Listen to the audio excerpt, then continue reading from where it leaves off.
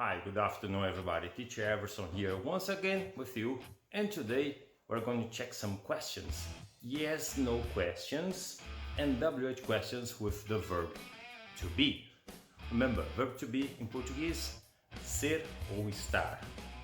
Come with me and check it out more examples of the verb to be. Right.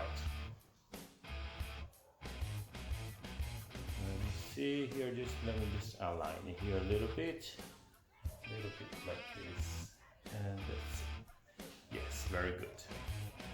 So yeah, good. So yes, no questions. To make a yes, no question, we have to start the question with the verb to be. Okay, so it's obligated. Every time you start the question with the verb to be, am, is, and are, you must answer with yes or no. This yes or no. The name of this kind of answer is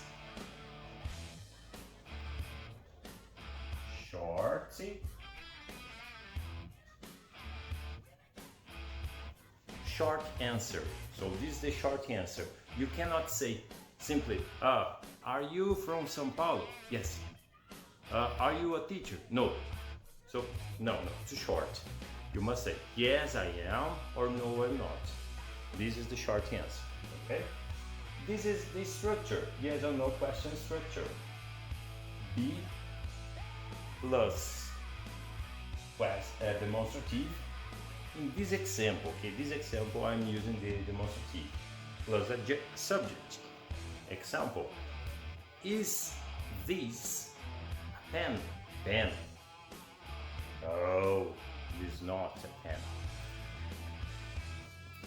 Is this a pen? Yes, it is a pen. Okay, so two examples of yes, no questions and verb to be. Right, so that's all for now. Next time, WH question. Thank you very much. See you.